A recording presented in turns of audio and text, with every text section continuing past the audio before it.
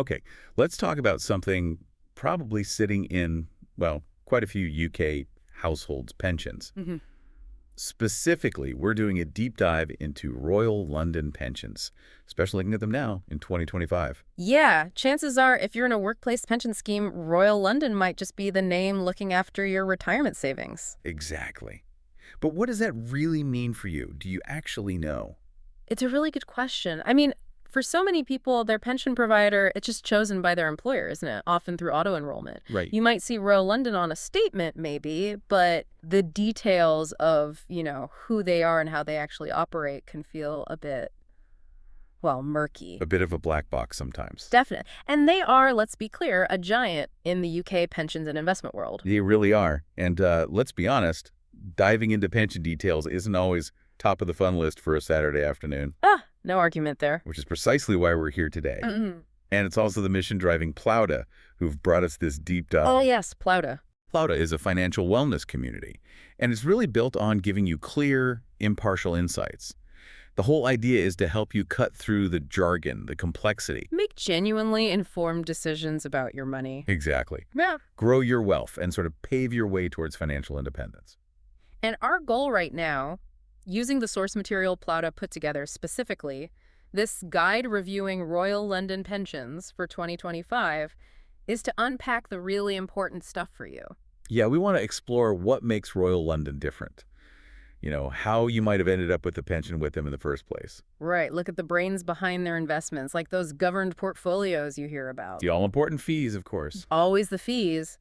And then weigh up the pros and cons, really see who they're best suited for. Think of us as your guides, basically, walking through this report with you, just highlighting what truly matters for your understanding. Oh, good. And before we really dig in, if you find this kind of breakdown helpful, please do hit that like button, subscribe wherever you're listening. It genuinely helps us reach more people like you. Yeah, definitely do that. And seriously, check out the free Plouta Financial Wellness community. It's packed with resources just like this deep dive, all designed to empower you. There's a link to join easily online or in the show description. Worth checking out. Okay, so where do we start? The foundation. Who is Royal London? Good place to start. Well, they've been around a very long time, founded way back in 1861. So yeah, a significant and I think it's fair to say trusted name in UK insurance and pensions. Okay, established. Long history, that's good to know. Yeah. But here's where the guide says they really stand out, the key differentiator. Ah, you mean their mutual status? Exactly, their mutual status. Yes, this is absolutely crucial. Unlike most big financial companies, you probably think of the ones listed on the stock exchange, owned by external shareholders looking for profit. Royal London is owned by its members. So the customers, like me, if I have a pension with them, Essentially, yes. You, the customer. owned by us, Yeah. that feels different. How does that actually impact things day to day or, over the long term? Well, the core idea, the principle, is that their profits aren't just paid out as dividends to external shareholders. Okay. Instead, those profits are typically reinvested back into the business. That could mean improving services, technology, developing better products. Right. Historically, this model also allowed them to share profits directly with eligible members through something called profit share. I've heard of that. Yeah, although the guide does indicate the focus now is maybe more on that reinvestment piece for a broader member benefit overall. But the fundamental point remains. The customer's interest is meant to be at the heart of their decisions. Because the customers are the owners. Precisely. So the focus is less on maximizing short-term returns for external investors and more on the long-term health and benefit for the actual people whose money they're looking after. That makes a lot of sense. That mutual ethos, it sounds like a central part of their identity then. It really is, and it's what distinguishes them from the PLCs, the listed companies. It underpins their position, too. They're the UK's largest mutual life, pensions, and investment company.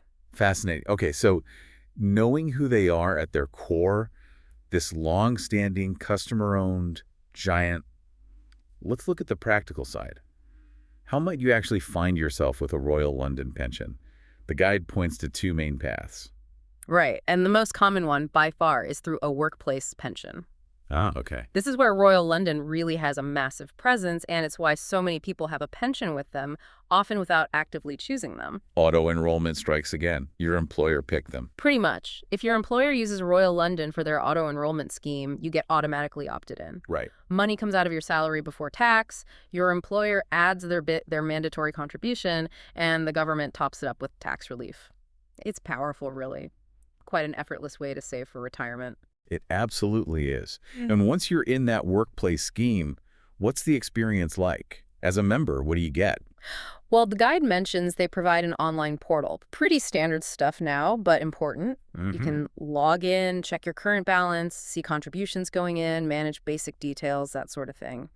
They also aim to provide clear communication, offer tools and guides to help you understand how your savings are doing. Okay. And where does the money actually get invested when it lands in your account through work? Typically, in these workplace schemes, your contributions go into a default investment strategy, unless you actively choose something else. Right, the default fund. And the guide highlights that for Royal London, this default is very often one of their governed portfolios. Okay, we need to talk more about those. We definitely do. They're essentially ready-made, professionally managed solutions designed to be suitable for a wide range of savers.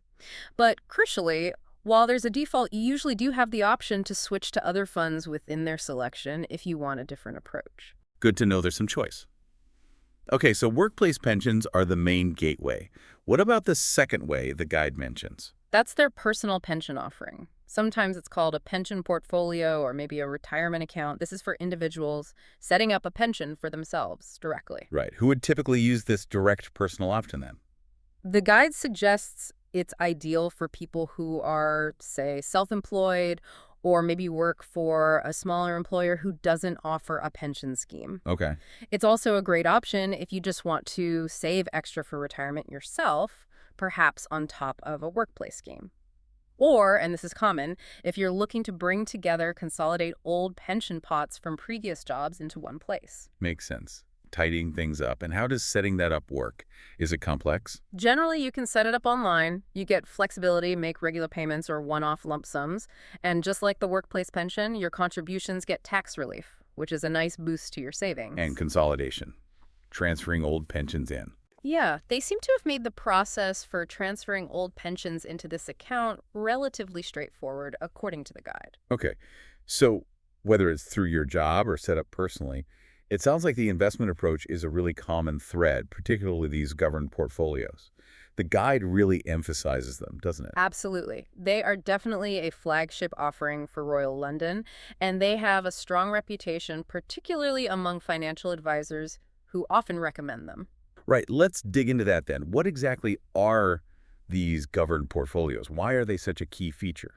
Okay, think of them like having a professional fund manager choose and manage your investments for you, all wrapped up in a single package. So not picking individual shares yourself. No, definitely not. These aren't funds where you pick specific shares or bonds. They are ready-made portfolios, already diversified across different asset types, shares, bonds, maybe property, other things, and they're managed actively by Royal London's own investment experts.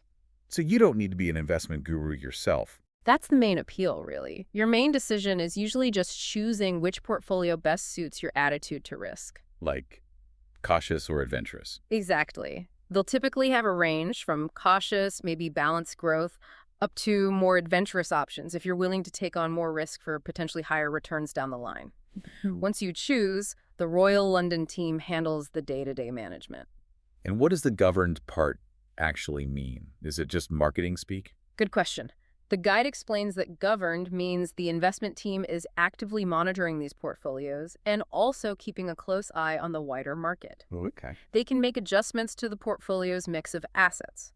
So, for example, they might decide to shift more into bonds if they think shares are getting a bit too risky, or perhaps the other way around if opportunities arise. So they're actively steering the ship. That's a good way to put it.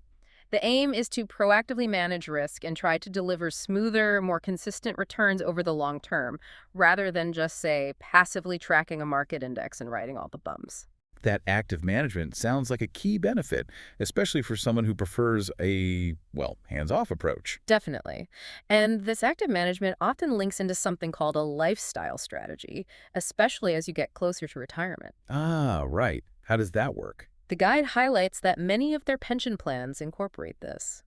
Basically, as you approach the retirement date you've set for yourself, the strategy automatically and gradually shifts your investments System where? from higher risk assets like shares towards lower risk ones like bonds or cash like investments. And why is that important? Why do they do that? Well, the goal is really to protect the value you've hopefully built up over many decades of saving. As you get closer to needing access to your money, you really want to reduce the chance of a sudden big drop in the stock market wiping a chunk off your pot just before you plan to start taking it. Yeah, that would be painful. Exactly. It's like changing down through the gears as you approach your destination, making the ride smoother and safer at the end. That makes a lot of sense. It's about managing risk when it matters most, right near the finish line. So, how have these governed portfolios actually performed over time? Well, the guide does note that historically they've generally had a pretty solid performance track record. Okay. And this is often why financial advisors tend to recommend Royal London. They're seen as, reliable managers, a safe pair of hands, That's perhaps. definitely a positive point. Yeah. But of course, there's always the caveat. Always. And the guide is very clear on this, as it should be. Past performance is never, ever a guarantee of future results. Gotta say it.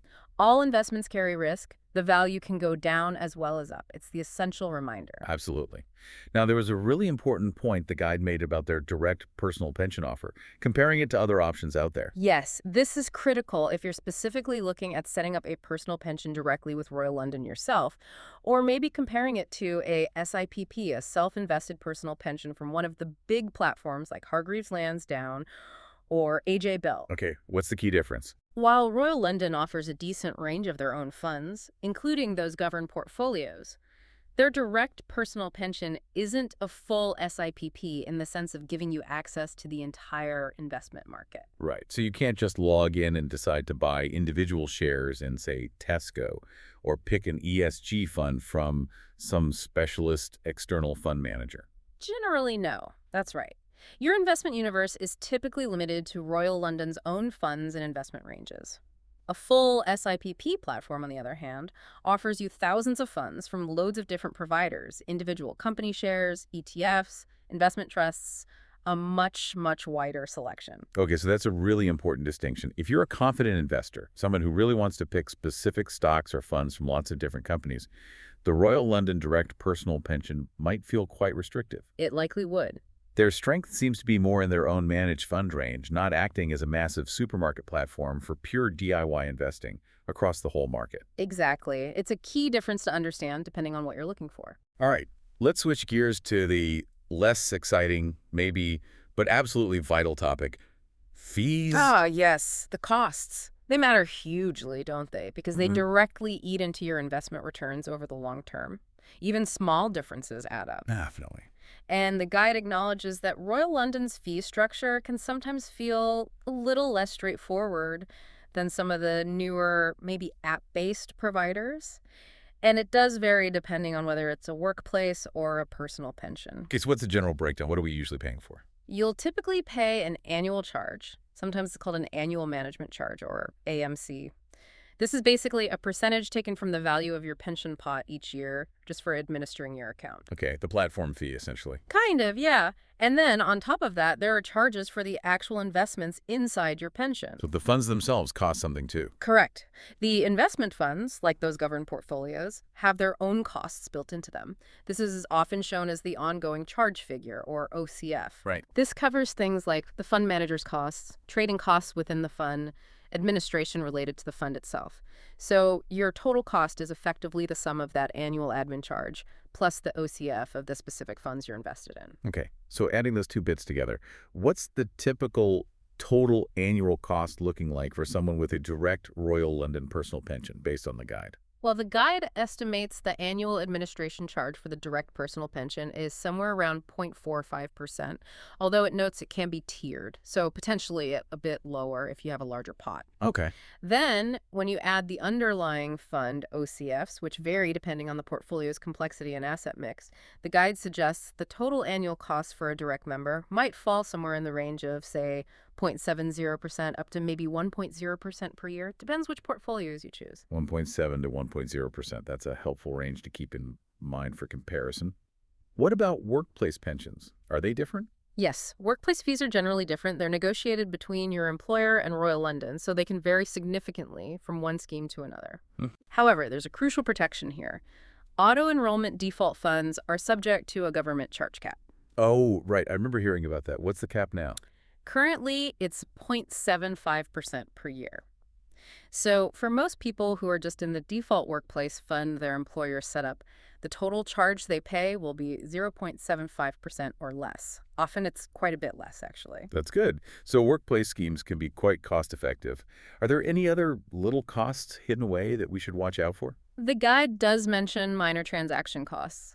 These happen when the fund managers buy and sell assets within the portfolio. They're typically very small, often just fractions of a percent, but they exist. Okay. And what if, down the line, you decide you want to move your pension somewhere else? Transfer away from Royal London, do they sting you with exit fees? Good news here, generally. The guide states that Royal London typically does not charge exit fees for transferring your pension out to another provider. Oh, that's a big relief. Exit fees can be really frustrating. They can, so that's a definite positive. Fees can certainly feel complex, though. The Plouta Guide offered a really crucial tip here, didn't it? It absolutely did. Their key advice, and it applies to any pension or investment, is always check the specific documents for your plan. Don't just rely on general info like this. Exactly. If it's a workplace scheme, ask your employer for the scheme booklet or details. If you're opening a personal pension directly, you need to carefully read the key features document before you sign up. That's where the precise fees for your specific situation will be clearly listed. Don't rely on general ranges or what someone else pays. That Plouta tip is absolutely vital. Knowing exactly what you are paying is real power when it comes to your money. It really is. And speaking of getting clear, impartial insights to make informed decisions about your money. Oh, I know where you're going. Yes. Just a quick reminder that resources just like this deep dive breaking things down are available as part of the free Plouta Financial Wellness community. It's a great resource. It really is. If you're serious about getting a handle on your finances, understanding things like pension fees properly, and building towards financial independence, joining Plouta is a fantastic step. They provide impartial information, useful tools, and a supportive community. And it's free to join. Totally free. You can find the link to sign up easily online, or just check the description for this deep dive. And while you're there, please do like and subscribe to this channel so you don't miss our future deep dives. Okay, pitch over. Let's shift now to summarizing the key advantages and disadvantages of having a Royal London pension, based on the guide's analysis. What are the big wins? The pros. Yeah, let's hear the good stuff first. Okay, the guide highlights several key ones. First and foremost, that mutual status we talked about right at the start. Right, owned by members. Exactly. Profits are meant to benefit members, not external shareholders. That inherent focus on the customer is a significant pro for many people. It feels aligned. Yeah, it feels like a provider that's sort of inherently on your side for the long term. That's the intention, yes. Second, they are a very strong, very trusted brand in the UK. They have that long history we mentioned. Established in 1861. Right. That longevity and reputation provide a real sense of security and reliability for people's retirement savings. And trust is absolutely paramount when it comes to pensions, isn't it? Yeah. Decades of saving. It really, really is. Third, their investment management is generally well regarded, particularly those governed portfolios. The ones that advisors like. Yes, they have that solid historical performance record, and they're often seen as a safe pair of hands, especially by financial advisors recommending solutions to clients. Okay, so if you value professional management and don't want to or can't do it yourself, that's a big tick for them. Exactly. Which leads to the fourth point. They are excellent if you prefer a guided or more hands-off approach to investing. The ready-made portfolios take the complexity out of investment decisions for you. Perfect for someone who doesn't want to become a stock market expert just to have a pension. Precisely. And finally, the guide notes they have a strong presence in the financial advice market. So, if you are working with a financial advisor, Royal London is likely a provider they know well and can easily work with on your behalf. Okay, those sound like really compelling reasons why they're such a dominant player, especially in those workplace schemes. Now, for balance, what about the downsides? The cons? Right. The guide points out a few limitations to be aware of, particularly if you're considering their direct personal pension offering rather than a workplace one. Okay. The main one is the limited investment choice if you're a confident DIY investor. The point we touched on earlier. Yes. You're largely restricted to their own range of funds. You don't get that whole of market access, the thousands of options that you'd find on a dedicated SIPP platform. So if you want to build a specific portfolio with, say, low-cost, passive global trackers from different providers, or you want to buy shares in Apple and Tesla directly. You generally can't do that with a standard Royal London personal pension. Correct. So what else? Second, tied to that, for pure DIY investors who are comfortable building their own simple, perhaps very low-cost portfolio using passive funds, Yep. you might find marginally lower total fees on platforms specifically designed for that, think Vanguard investor maybe, or interactive investor, depending on your portfolio size and choices. Royal London's costs reflect the value they place on their active governed management. Right, so you're paying a bit for that active management and governance, which might be slightly more than building a dirt-cheap passive portfolio yourself elsewhere. A trade-off. That's a fair way to look at the trade-off, yes. Third, as we kind of touched on with fees earlier, the guide notes that their fee structure can sometimes feel a bit less straightforward or transparent compared to some providers who just quote a single all-in annual percentage figure. You need to add the bits together. You might need to understand the administration fee and the underlying fund costs separately to get the full picture. A little more digging required sometimes. Okay. And finally, the guide mentions that while their online service and their app are functional, they do the job, let you see your balance, performance, etc. Yeah. The digital experience might not feel quite as slick or modern as some of the newer app-first pension providers out there, companies like, say, PensionBee or Penfold, who really lead with their app experience. Right. Helpful context. It sounds like it's probably a reliable, established service, just maybe not the absolute bleeding edge of financial technology design. I think that's a fair summary. It's about understanding where their strengths lie, the trust, the management, the mutual status, and figuring out if that aligns with what you prioritize. On that practical note then, let's just quickly touch on the nuts and bolts of actually managing your pension day-to-day and customer support. Sure. The guide confirms they offer an online service plus a mobile app for pensions that were started from 2004 onwards, so most relatively recent ones. And what can you do on there? You can use it for the essential tasks: checking your balance, monitoring investment performance, maybe making additional payments, checking and updating your beneficiaries. It seems solid for those core functions. Okay. And customer service. Yeah. Dealing with big financial institutions can sometimes be, Yeah. well, a challenge. The guide acknowledges this, which is good, impartial reporting. They do have large UK-based customer service teams. Okay. However, like many large established providers, especially those potentially dealing with complex older pension plans or legacy systems, customer reviews you find online can be a bit mixed. Some people report really excellent, helpful experiences. Others mention experiencing delays or frustrations, particularly if they have more complex administrative tasks or transfers to sort out. It seems to be a fairly common challenge across the industry for the big players. Yeah, that sounds unfortunately familiar for many large companies. Okay, crucial question. Is your money safe with Royal London? What about things like the FSCS protection? Yes, absolutely crucial.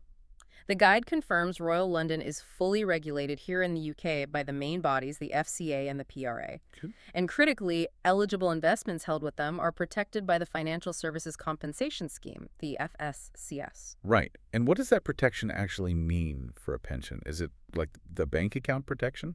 It's actually even stronger for long-term savings products like pensions. The guide states that if Royal London were to fail, become insolvent, basically the FSCS covers 100% of eligible claims. 100%. Yes, 100%, with no upper limit on the claim amount for eligible long-term investments like pensions. Wow, 100% with no upper limit. Yeah. That's a very significant safety net.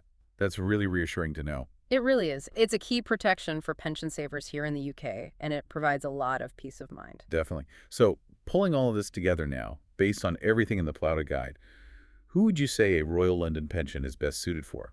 Who should feel most confident having their retirement savings with them? Okay, the guide provides a pretty clear summary here.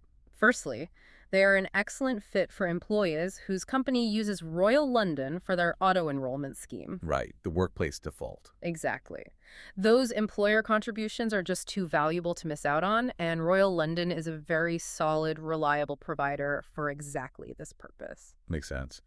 And what about for individuals who are actively choosing a pension themselves? Well, they seem very well suited for people who want that hands-off managed investment approach we discussed. Someone who wants it handled by a highly trusted, very established provider. So if you like the sound of those governed portfolios, Yes. If you like the concept of the governed portfolios having experts manage the risk, make the investment decisions for you, then they are a really strong contender. so it appeals to someone who values that professional management, maybe the proven track record, and the peace of mind that comes from a big, well-known name. Exactly. Also, as we mentioned, if you're working with a financial advisor, Royal London's strong presence in that advised market makes them a common and often very convenient choice. Okay. And of course, let's not forget the mutual ethos. It appeals to people who genuinely value the idea that the company is owned by and focused on benefiting its members, not outside shareholders. Right, that core difference. And based on the guide, who might they be less suitable for then? Who might look elsewhere? The guide is pretty straightforward here, too. They are likely less ideal for those confident DIY investors. The ones who want total control. Yes, the ones who want the freedom to pick individual shares, specific ETFs, or funds from the entire market like you can on a full SIPP platform. Royal London's direct offering doesn't cater for that level of choice. Okay. Also, if your absolute number one top priority is simply finding the lowest possible fees for building your own very basic passive index tracking portfolio, there might be specialist SIPP platforms out there that work out marginally cheaper for that specific strategy. You're paying for Royal London's governance and management, remember? Got it. Anyone else? And finally, perhaps they're less suitable for someone who prioritizes having the absolute most modern, cutting-edge mobile app experience above all other factors. Their digital offering is functional, but maybe not market-leading in terms of slickness. That summary is incredibly helpful, I think, for clarifying exactly where Royal London sits in the whole pension landscape. It sounds like overall a deeply reliable, very professionally managed option, particularly strong for workplace pensions, and also for individuals who value a guided, trusted journey towards retirement, really leaning on those governed portfolios. That really is the core message coming through from the source material, yes. They are a steadfast provider, particularly good for those who prefer a managed path, rather than wanting or needing to navigate the complex investment world entirely alone. And understanding all these nuances, the pros, the cons, the unique mutual status, the investment approach, the fees, it's all just so crucial for making the right decisions about your financial future, isn't it? You absolutely. And this deep dive really highlights that there's often a balancing act involved when you're choosing a pension provider. You have to weigh things up. It certainly does. The guide makes it pretty clear that with Royal London, you're often choosing that trusted, managed path, leveraging their well-regarded investment expertise. But in doing so, you might be trading off some of the absolute control and potentially the very, very lowest fees that you might find if you built a portfolio completely yourself on a pure DIY SIPP platform. Which really leaves you, the listener, with a really important question to consider, doesn't it? For your retirement savings, what do you value most? Is it the guided, professionally managed approach from a deeply trusted name like Royal London? Or do you perhaps value having absolute control and potentially squeezing out the lowest possible fees, which might come with building and managing your own portfolio on a DIY platform? It's a very personal decision, isn't it? And there's no single right answer for everyone. But hopefully this deep dive gives you the context, the information you need to think about what feels right for you. We really hope this exploration of the Plouta Guide to Royal London Pensions in 2025 has given you a much clearer picture. Thank you so much for joining us today. Yeah, we covered quite a lot, didn't we? From their unique mutual status right through to how your money is invested and, crucially, what you pay for it. And please remember, this deep dive is just one example of the kind of impartial insights and practical resources that are available to empower you on your journey to financial independence. All freely available within the Plouta financial wellness community. Don't forget that. Yes, absolutely. So please, right now, just take a quick second to like and subscribe to this channel so you don't miss future deep dives like this one. And most importantly, go sign up for the free Plouta community. Honestly, it's the place to continue building your financial knowledge and your confidence. You'll find the link online or in the description. Exactly. We're here to help you navigate your money one deep dive at a time. Thanks for listening.